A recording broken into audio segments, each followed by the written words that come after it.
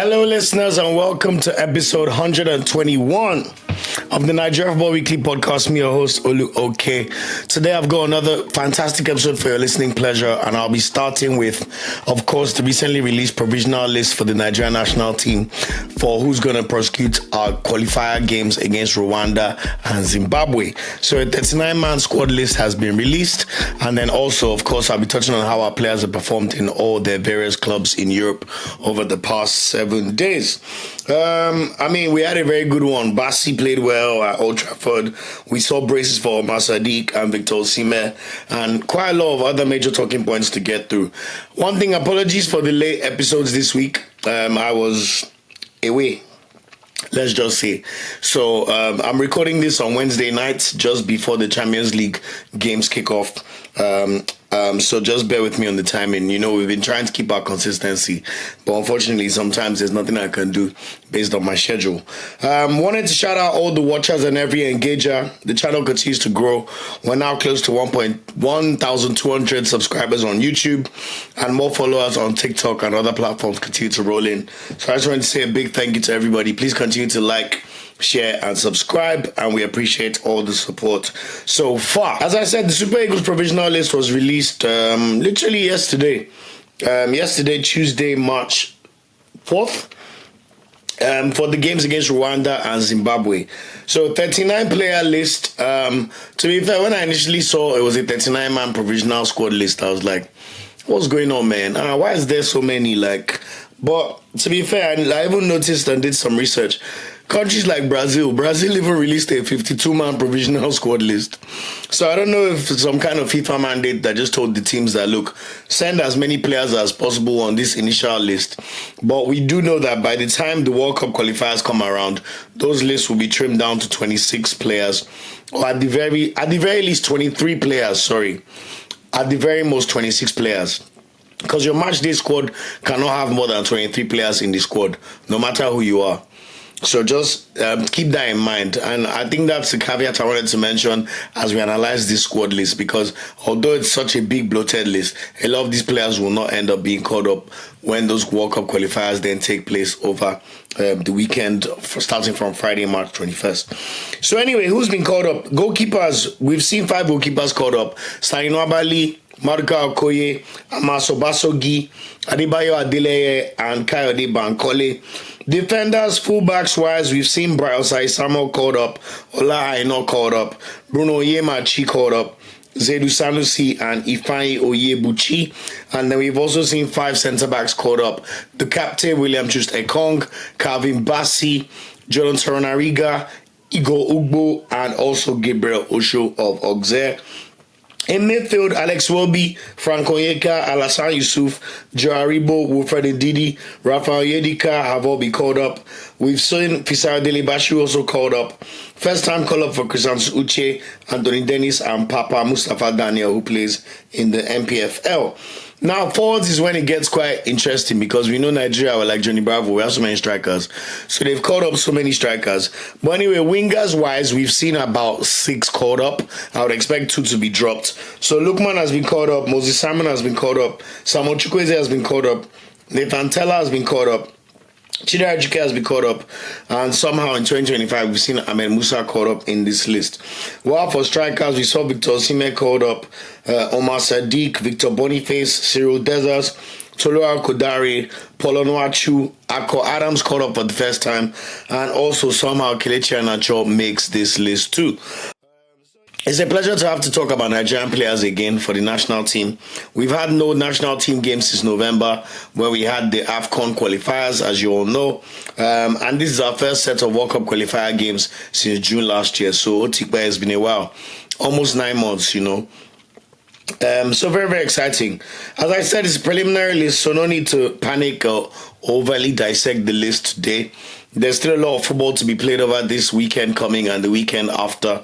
So I'm sure we'll do a proper preview of the squad once it's trimmed down, and a proper preview of the game against Rwanda, which will be on Friday, March 21st. So that's still 2 weeks away. So anyway, I definitely don't expect all these players to travel back to Nigeria. I don't think NFF, with their monetary restrictions, I don't think it's going to happen. So that's one thing to just consider.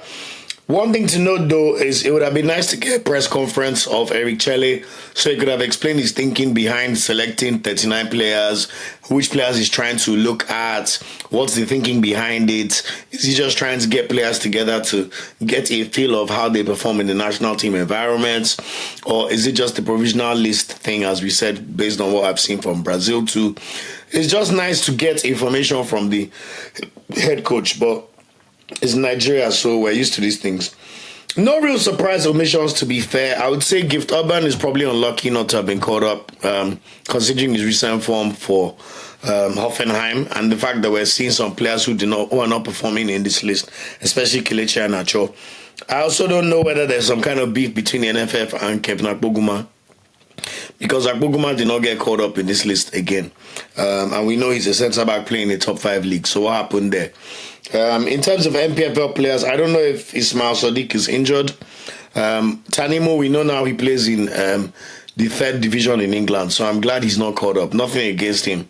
But, Sadiq, considering how he's been playing, I thought maybe they'll call Sadiq, but I'm not really mad at it because I believe we have 2 better right backs ahead of him. But those are the ones I wanted to mention. First time call-ups, we know we can't fully call them call-ups at the moment. Igor Ugbo, centre-back at Slavia Prague, Ifeanyi Onyebuchi, Chrisant Uche, Anthony Dennis, Papa Daniel, Tolu Arokodare, and Ako Adams. So congratulations to them for even being on the radar of the national team. It's not a small feat. Players people may not know listening to this video on YouTube or on the streaming platforms. Ifeanyi Onyebuchi is a centre back for Enugu Rangers, 24 years old. Adebayo Adeleye, he's a goalkeeper. He's previously made 1 cap for Nigeria, and it was quite good. It was a few years ago. I know he was playing in Israel previously, but now he is now playing in the Cypriot League for Enosis Neon Paralimni in Cyprus, so goalkeeper. Kayode Bankole has also been called up for Remo Stars. I know he's previously been called up for the national team before. Papa Daniel Mustafa is a midfielder for Niger Tornadoes, has been called up. We've also seen a central midfielder, Anthony Dennis, called up, who plays for Göztepe in the Turkish league. Actually, Göztepe are currently 4th or 5th in the league, so quite interesting one to monitor. And, I like the fact he's 21 years old. Other newcomers, as I mentioned, Igor Ugbo, Slavia Prague centre-back, really, really highly rated. I personally rate him highly. I'm really, really proud to see him on here. Chrisant Uche, I've been clamoring for him, and I mentioned that I'll really be surprised if he's not on this list. So really, really proud to see Chrisant Uche of Getafe on this list. And also, Tolu Arokodare deserves to be called up, at least his preliminary list. His team are first in Belgium, and he's the current top goal scorer in the league, and he's just bossing it. So shout out to him. Who else? Out of all these people with their first time call-ups, who am I happy, as I said, Chrisant Uche already, Igor Ugbo, Tolu Arokodare. I'm also happy to see a recall to the national team for Nathan Tella. Nathan Tella has been doing it big for Bayer Leverkusen. In fact, playing far better than Boniface over the past month, if you look at Leverkusen's recent games. So Nathan Tella, definitely, there's no reason Nathan Tella should not be in the national team. Someone that's playing Champions League, competing for the Bundesliga, won the Bundesliga last year, and continues to soar in terms of his performances week on week. And also, Ejuke, after his injury, it's good to see him called up in the list. Questionable picks, I already mentioned Kelechi and Acho. I think Ako Adams should not have been called up, considering he has been injured and has not played for Sevilla, at least in the league, since he got his transfer in January. That's why I would have expected someone like Gift Orban to have been called up. So, Eric Chelle, you need to explain that one out. It's a shame we don't have press conferences to hear that. Also, you could see the angle of them calling up Ahmed Musa. Nigeria like this weird respectability politics thing. Oh, the former captain, he went back to MPFL to play well. But the truth of the matter is, Ahmed Musa has not made a considerable impact in the national team in over 3 years, And there's a reason he had to go back to the MPFL to play. I'm sure that was not his first choice, even though people try and make it seem like he's doing Nigeria a favor. The truth is, if there were enough offers for Ahmed Musa in Middle East and Europe, I'm sure he would have taken it. This is a player that is still technically 32 years old. So it's not as if he's that old. But, out of respect, we respect Musa for his contributions. I won't say anything, but I don't expect him to make the final squad list once the list is trimmed down. So anyway, We're looking forward to these games. We'll stay tuned for a proper final list when we see, and of course a proper review once that time comes. But looking forward to it. If I was to make a prediction right now of who would make the final 23-man list, I expect 2 of the goalkeepers to be dropped. So Nabali and Okoye will definitely make the list. I honestly do not really care less about who the final player in the list is between Amasobasogi, Adebayo Adeleye, and Kayode Bankole. There's pros and cons of all 3, but neither will play as long as Nabali or Okoye is fit as the time comes. And we expect Okoye to get back to full fitness relatively soon for Udinese. Left backs Onyemachi and Zedu Sanusi should maintain their positions in the squad. Right back Ola Aina and Bright Osayi-Samuel. Although we know Bright Osayi-Samuel recently got injured for Fenerbahce and he may not be fit until the end of March. So there's a position where Osayi-Samuel will end up having to drop out of the list, and in that case I think we'll keep one more centre back. At the moment I expect Ekong, Bassey, Gebelosho to all be in the final list because Gebelosho plays in the top 5 league and was part of the last squad of games, and I expect one of Igor Ugbo or Torunariga to stay in the list. So that means that we will see a centre-back dropped. However, with what I've said about Osayi-Samuel's injury, one of these players may retain their spot in the list, so look out for that.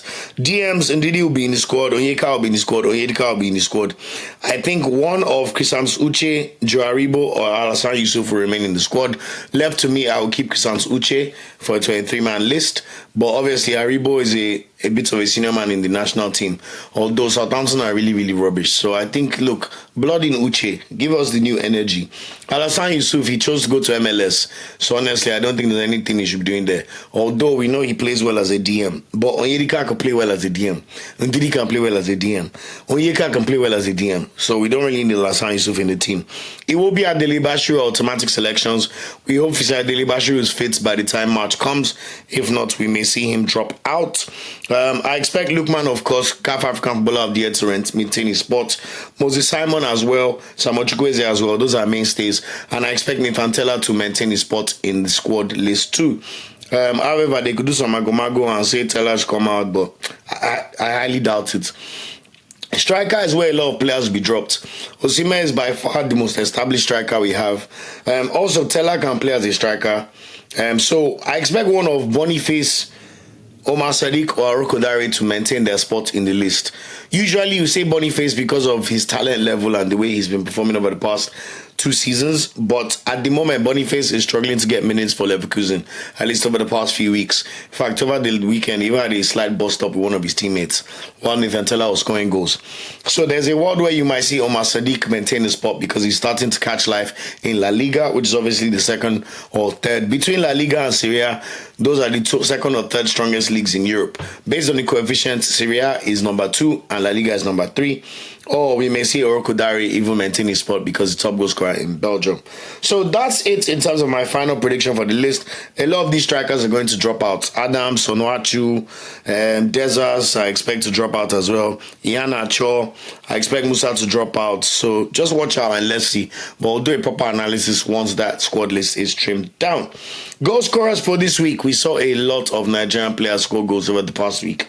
Bassey scored his second goal of the season, and he scored for the second consecutive season at Old Trafford for Fulham as they beat Manchester United in the FA Cup round of 16. They ended up winning the game on penalties, but Bassey was immense.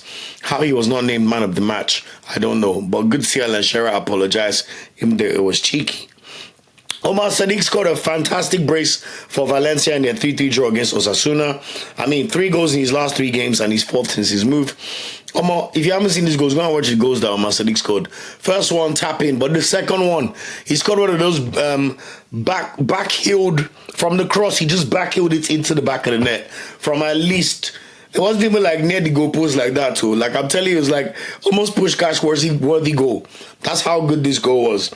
And you can see he's feeling himself and beginning to catch life. So shout out to you, Umar Sadiq. Tella also scored his 4th goal of the season and his 3rd goal in 2025. Sensational finish as Bayer Leverkusen dispatched Eintracht Frankfurt 4-1, who are one of their rivals for the top 4 spots in Germany. I just love the way Tella just took the ball on, shifted to his right foot and just doppied it, smashed it into the bottom left corner. Great finish. Victor Osimhen, our Starboy, of course, scored yet another brace over the weekend. The first one, he won the penalty and scored the penalty. Second one was just classic Osimhen centre forward play. Route 1 ball from Muslera, literally, he just dummied the defender. The defender failed to get the ball. Next thing you know, Osimhen was in behind and he was able to chip the ball into the back of the net. He now has 20 goals and assists in the Turkish leagues, 16 goals and 4 assists for the season. He's now the joint second top goal scorer with El Nasiri of Turkey and Simon Banza. He's only 2 goals beyond Piatek, who is the top goal scorer in Turkey. So, and of course, Galatasaray at top of the league and they're yet to lose a game this season. So, I mean, I don't know what to say, but if they say choose MVP, it's quite clear who the MVP is so far, in my opinion. Samuel Chukwueze also scored a brilliant header for AC Milan, although those bummy Milan players, they lost for the 3rd straight game in a row. And even after Chukwueze scored the equalizer, in San Siro, as they play Lazio, they still ended up conceding a last-minute penalty, which Pedro scored for Lazio. But at least good to see Chukwueze on the score sheet.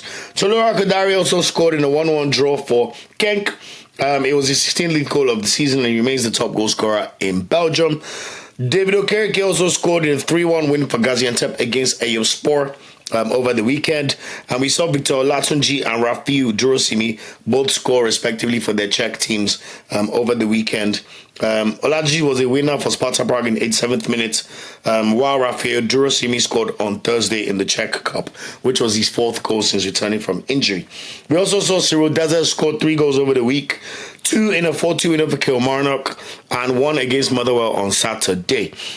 Quickly, I just wanted to send my commiserations and strength to Calvin Bassey. We saw that he was racially abused online after Fulham beat Manchester United. This thing always happens to black players, man. When they go to some big team and they thrash them, why is it that some racist white people, or it could even be of other ethnicities, always feel the need to racially abuse these players? So good to see Fulham Super Eagles and the Premier League all release statements condemning the racial and homophobic abuse directed at Calvin Bassey. But Calvin Bassey is a big boy. I'm sure he'll be fine and brush all that rubbish away. One more thing to add in terms of World Cup news for our opponents that we're facing in the World Cups. Rwanda have appointed a new coach. His name is Adel Amrouchi from Algeria on a 2-year deal. He replaces Torsten Spittler. Adel Amrouchi's last job was as the head coach of Tanzania. One thing to note is this time last year in January, Amrouchi was suspended by the Tanzanian Football Federation after he was given an 8-match ban and fined $10,000 by CAF. This ban was given for him suggesting that Morocco has influence in CAF to manipulate the match scheduling and officiating. As far as I remember, Tanzania didn't even make the AFCON, so I don't know what he's talking about. But anyway, interesting. We shall see about that one. And then while it shouldn't really worry us too much, Zimbabwe's Marvelous Nakamba is going to miss the World Cup qualifiers due to an injury. So that's it in terms of all the main news and talking points for the week, as well as the national team news, which we're of course very excited to watch. So moving on to the usual regular part of the podcast where I go through how I performed for the past week. Bear with me, I'm going to try and run through this one because I know I have quite a lot of content to talk about. So bear with me, and of course we'll chop the content out into smaller parts for your listening pleasure. So what happened in the Premier League over the past week? This weekend was the FA Cup, but however there was midweek Premier League games. Most people should be aware of this, but in case you did not know, Aina and Taiwo Awoniyi played for Nottingham Forest. They drew Arsenal 0-0 on Wednesday. Thank God I didn't have to remember this game because I was enjoying myself somewhere. Aina started the game. Awoniyi came for minimal minutes, but of course this means that Liverpool will definitely win the Premier League. It puts paid to Arsenal's chance of winning the league. Arsenal are now 13 points behind Liverpool. Even though we have a game in hand, it's not going to happen. Liverpool have 10 games to go. They're not going to lose 4 out of those 10 games when you look at their fixture list. Over the weekend, we then saw Aina play all 120 minutes, while Taiwo Awoniyi also started and played 82 minutes, as Nottingham Forest qualified for the quarterfinals of the FA Cup by beating Ipswich Town 5-4 on penalties after a 1-1 draw in regulation time. They will play Brighton in the quarterfinal, which, I mean, It's literally that's a big boy clash, man. Considering how well those teams have been playing this season. Next up for the Nottingham Forest boys, they play Manchester City at home on Saturday in the early kickoff on Saturday. So that'll be third versus fourth in the Premier League, and hopefully Nottingham Forest can get a result in this game as they bid to make the Champions League for next season. The Fulham boys, prior to Bassey playing and scoring the winner at Old Trafford over the weekend, and Iwobi also playing. We saw both of them come on in the second half in Fulham's 2-1 win over Wolverhampton last Tuesday in the Premier League. So shout out to the boys for dispatching Wolves comfortably. No, 2-1 shot. Next up for them, they play Brighton away on Saturday. So that's going to be a tough tie and one for the hipsters. So enjoy. As for Ndidi, Leicester already out of the FA Cup. However, on Thursday, Leicester lost 2-0 to West Ham. So I don't lie to you. Leicester are gone, man. What a useless team. I don't know why Ndidi resigned for them. He was a free agent last summer. Yes, you're settled in Leicester. You've got your family there. You've been there for God knows how long. 7 years. Maybe, I'm sure it's at least 7 years. If not 8, you know. But my God, he needed to make bad decisions in terms of at least the sporting ambition, considering the career he had and what the prospects looked like for him. But anyway, not be me, they enter, collect the money.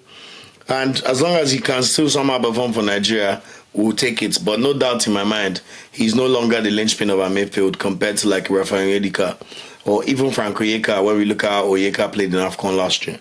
But anyway, next up for Leicester, they play Chelsea away on Sunday. So good luck to them. You'd expect Chelsea to smash them, but you just never know with these teams. Southampton, Aribo and Onuachu both played and started the game as Southampton lost 4-0 to Chelsea last week, Tuesday. Awful team, man. They're definitely going down, man. In fact, they suck so bad. And guess what? They play Liverpool away on Saturday, so that's another thrashing about to come. Other results that did not involve Nigerian players. We saw Brighton beat Bournemouth 2-1 in the league. Crystal Palace smashed Aston Villa 4-1 at home. We saw Brentford and Everton play a 1-1 draw, while Man City beat Tottenham 1-0 courtesy of Erling Haaland's 20th league goal of the season. Manchester United beat Ipswich Town 3-2, and we saw Liverpool beat Newcastle 2-0 at Anfield. Fixtures to look out for this coming weekend, apart from the ones already mentioned involving Nigerian players. Crystal Palace will host Ipswich Town in 3 p.m. kickoff game, which will be 4 p.m. in Nigeria. Don't worry, after these next 2 weekends of Premier League football, Nigeria and England will officially be on the same time, so no need to be saying Niger time. Also, Brentford will play Aston Villa in the late Saturday kickoff on Saturday. That'll be at 5:30. There's actually going to be another even late kickoff on Saturday as Wolves host Everton at Molineux, although Matthias Cunha will not play, so we know how that game's going to go. Tottenham host Bournemouth on Sunday, 2 p.m. kickoff. And then we see Manchester United and Arsenal play the big one at 4:30 p.m. UK time on Sunday. There's also a Monday night football game happening, which will involve West Ham against Newcastle. As I said, the table, Liverpool at top is done. Arsenal are comfortably second at the moment, 6 points ahead of Nottingham Forest. And then just in case you could not get any taste here, third place Nottingham Forest with 48 points and 10th place Aston Villa with 42 points are separated by 6 points. So let's just say the dash to the end of the season is going to be fantastic in terms of making the Champions League spots and who gets the Europa League spots. And it's very, very likely. In fact, it's not even very, very likely. It is 99% sure that the Premier League will have at least 5 places in the Champions League. So basically, whoever finishes 5th will make the Champions League. So go figure. Should be a very, very exciting end to the season. As for Dumb and Dumber, Tottenham and Man United 13th and 14th. No real shock there, but they're comfortably safe off the relegation zone. While Wolverhampton are 5 points ahead of Ipswich Town, who are 18th. In Serie A, Lookman played 90 minutes ago, yellow card, as Atalanta drew 0-0 against Venezia on Saturday. I watched the highlights of this game, and man, it was very unlucky. I mean, there was one chance he backheeled Zappacosta. Zappacosta hit the post. And then in the 85th minute, something like that, Lookman literally missed from like 5 yards out, but it was a corner and the ball came at pace. But Atalanta once again failed to take advantage of Napoli and Inter dropping points, which means that they're basically still in the same position as they were before. They're just 3 points behind Inter. But one thing they have to be careful about is that their next game is Juventus away on Sunday. That's not going to be easy. And their next 6 games are incredibly tricky. Juve away, Inter at home, Fiorentina away, Lazio at home, Bologna at home, and then Milan away. All 6 games are against top 9 sides. In fact, if you remove AC Milan, all of those games are against top 5 teams at the moment, or top 6 teams in Serie. So good luck to Lookman and co. As for Samuel Chukwueze, I already mentioned he came off the bench to score the equalizer for Milan, although they still lost the game to Lazio. That's now 3 losses in a row, and they play Lecce away. But let's hope that the momentum from Chukwueze scoring could help him and put him in good stead over the coming games. Dele-Bashiru was not in the squad as he's injured for Lazio, but we wish him a speedy recovery, of course.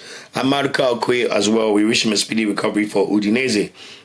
In the Bundesliga, as I already mentioned, Tella scored a fantastic goal as Leverkusen thrashed Frankfurt 4-1. Boniface came on for the final 30 minutes of this game. While their next game is literally going on right now, it's about to kick off. Bayern Munich versus Bayer Leverkusen. I can see it in the corner of my eye in the UEFA Champions League first leg. First game is at Allianz Arena. Although I fancy Leverkusen's chances of winning this overall tie, but today will be a tricky one. So look out for that. As for Hoffenheim, Gift Urban played 84 minutes while Kevin Akpoguma played 31 minutes as Hoffenheim won 1-0 against Bochum, although Bochum should have won the game. Anyway, good luck to them. Next up, they play Heidenheim at home. As for Onyeka, his Orban team drew yet again 0-0. These guys, the way they draw games, man, it's quite impressive. I won't lie to you. But they're comfortably mid-table and no fear of relegation.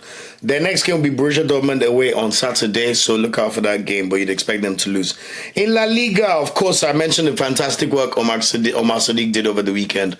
2 lovely goals. Unfortunately, Valencia still drew the game 3-3, although his goal was the equalizer to make it 3-3 against Osasuna. But definitely a goal of season contender. So as I said, go and watch this goal if you missed it. Next up for Valencia, they're still in the relegation zone. They play Real Valladolid at home on Saturday. Kristan's Uche played 90 minutes for Getafe. Unfortunately, they lost 1-0 to Leganés.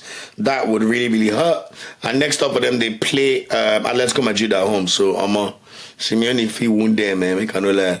Although, with Atletico Madrid having one eye on the victory against Real Madrid after losing 2-1 yesterday, it may be the case that Getafe might catch him on a good day. Oh, by the way, I forgot to mention, I hope all of you saw Arsenal 7-1 win yesterday. Serious football. They said we could not score goals. But, we serve a living God. As for HUK, he played 21 minutes while Arco Adams is still injured as Sevilla drew 1-1 against Rayo Vallecano. But they're also safely mid-table in La Liga. And next up for them, they play Real Sociedad away on Sunday. Finally, in the top 5 leagues in Ligue 1, Onyeka played 18 minutes as Monaco beat Reims 3-0 on Friday. Next up for them, they played Toulouse away on Friday. All our other Nigerian players all lost their games. Osayi-Samuel played 70 minutes as Nantes lost 2-0 to Marseille on Sunday. Next up, they play Strasbourg at home on Sunday. Chuba Akpom played 63 minutes as Lille got thrashed by PSG 4-1. Next up for them, we know Lille drew 1-1 yesterday, by the way. So Lille have a very good chance of progressing to the next round if they can beat Borussia Dortmund at home. And then they'll play Montpellier at home on Saturday. Gebelo shows Auxerre lost 1-0 to Strasbourg. So next up for them, they play Reims away on Sunday. And Hamza Algeron was an unused sub as Lens somehow lost 4-3 at home to Le Havre. Andrea even scored. That was a cracking game. I watched the goals. And next up for them, they play Marseille away. So they should comfortably remain mid-table. I've already spoken about Osimhen's excellence on Sunday, although it's quite annoying that Galatasaray ended up drawing the game 3-3 even after his goals. What I even forgot to mention, Osimhen was unlucky not to get a hat-trick. He even still put the ball in the back of the net, but he was slightly offside in the 90th minute, which would have made the game 4-3. But shame for Galatasaray because that means they've dropped 2 points and now they lead Fenerbahce by 4 points, although they're still unbeaten for the season and definitely still the favourites for the title. In the Turkish Cup as well, Galatasaray drew 0-0 against Konyaspor. But let's see what happens in the following leg. Next up, Osimhen and his team, they play Alanyaspor away on Sunday. So they'll be looking to get back to winning ways. As for Osayi-Samuel, as I mentioned, he's unfortunately injured. He got injured after playing 6-7 minutes in Fenerbahce's 4-1 win over Gaziantep on Thursday in the Turkish Cup. So he missed their game on the weekend against Antalyaspor, although they won 3-0 to close that gap to 4 points. So let's see if he'll be out to the end of March or if he's going to recover in time to still join up with the national team. Although Mourinho will probably tell him, my guy, relax. Going forward, I'll start covering this Anthony Dennis guy, Godsepe. I was quite intrigued to see that he's been starting all the games for Godsepe, and he's Godsepe are also 4th or 5th in the Turkish league so far. Also, I mentioned David Okereke did score over the weekend for Gaziantep. Similar names. And next up for them, they play Besiktas away.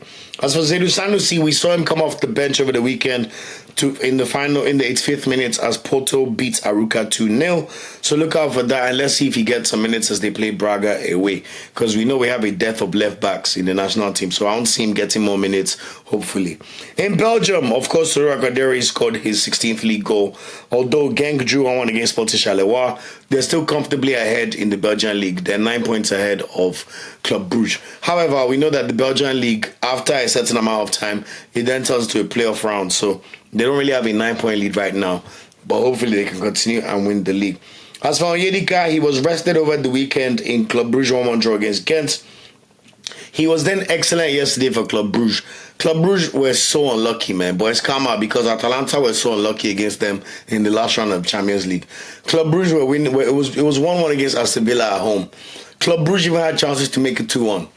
All of a sudden, Onyeka was playing so well. I was watching it on BT Sports. Ali McCoy just kept saying, this Onyeka guy is so good. Sorry, I can't do a Scottish accent, but he was just praising Onyeka the whole way, all the time. And the next thing you know, 81st minute, Club Brugge score an own goal from nothing. 5 minutes later, they give away a penalty from nothing. So as the Villa just collected the 3 points, 3-1. I'll head back to Villa Park next week. So let's see how it goes next week in the second leg, although it's likely that it will be too much, and Unai Emery is probably not going to lose that game, considering the lead they already have. But they play Cercle Brugge away on Sunday. And then Torunariga played 90 minutes for Ghent in that 1-1 game against Club Brugge. But let's see if he plays against Royal Antwerp away on Sunday. Good to see him back in the national team fold, and hopefully he'll be able to stake his claim to maintain his spot.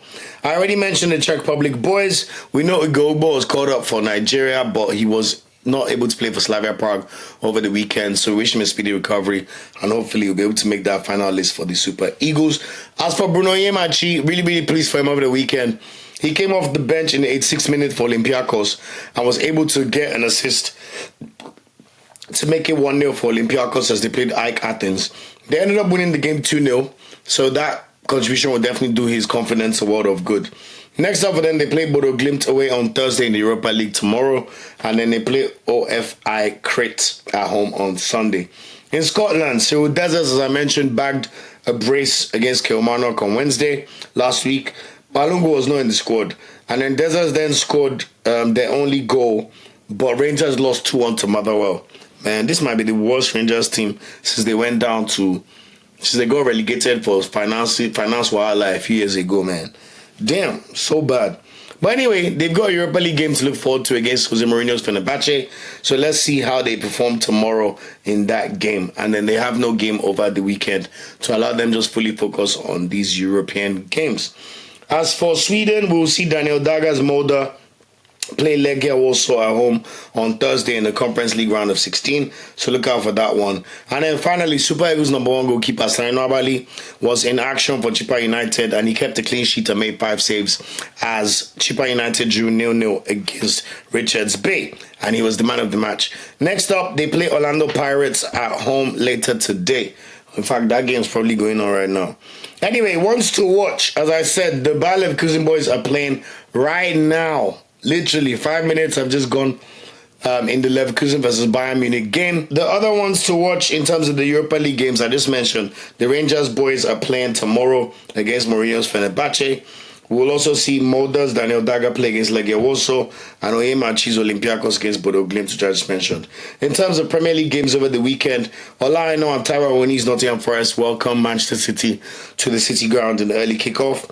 Alex Iwobi and Calvin Bassey's Fulham go away to Brighton, and then we see Aribo and Onuachu's Southampton go to Anfield to probably get thrashed. On Sunday, we see Cristiano Uche's Getafe host Atletico Madrid, while Wilfred Ndidi's Leicester will go to Stamford Bridge in the Premier League. Frank Onyeka's Orban go away to the Signal Iduna Park to play Borussia Dortmund, and then we'll see Victor Osimhen play away against Alanya Sport. And then another big game. Ademar Lookman's Atalanta go away to the Alliance Stadium to play Juventus. That's 8:45 p.m. in Nigeria.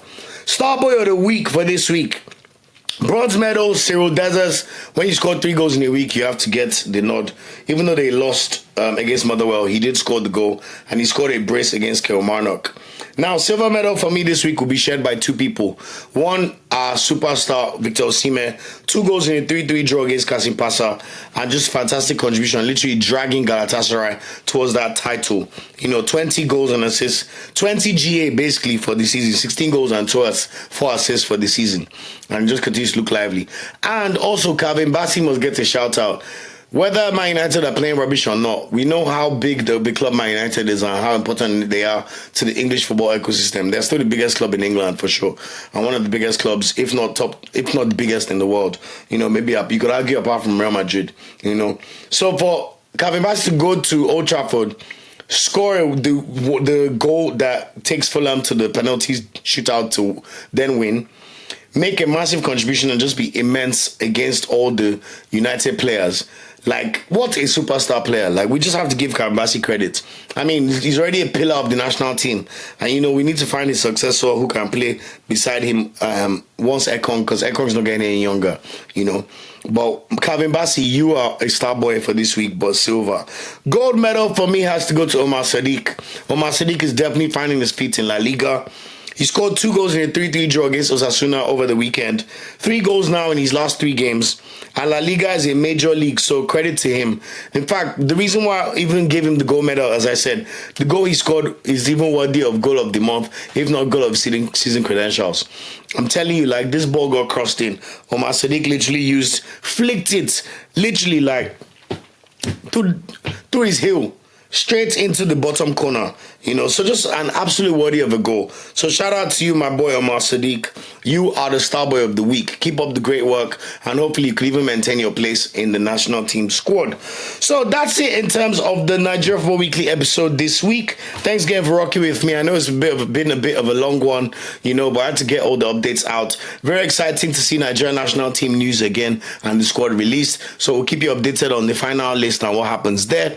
I'll be back with the normal episode on Monday, which will cover how the games have gone, starting from today all the way up to Sunday. So enjoy the football. Until next time, please continue to run up the numbers. Thank you so much for the YouTube love. We're literally getting close to even being monetized, which I never thought would happen, considering this is just a passion project. So shout out to you guys. Keep running it up for me. Like, share, subscribe, spread the love, spread the love, spread the love. And until next time, take care and enjoy all the football. Ciao, ciao. Thanks for watching this video. Please like, share, subscribe, and click the bell to get a notification whenever we drop a video. You can also find our social media channels listed below. And of course, up Super Eagles and Nigerian they ever carry last.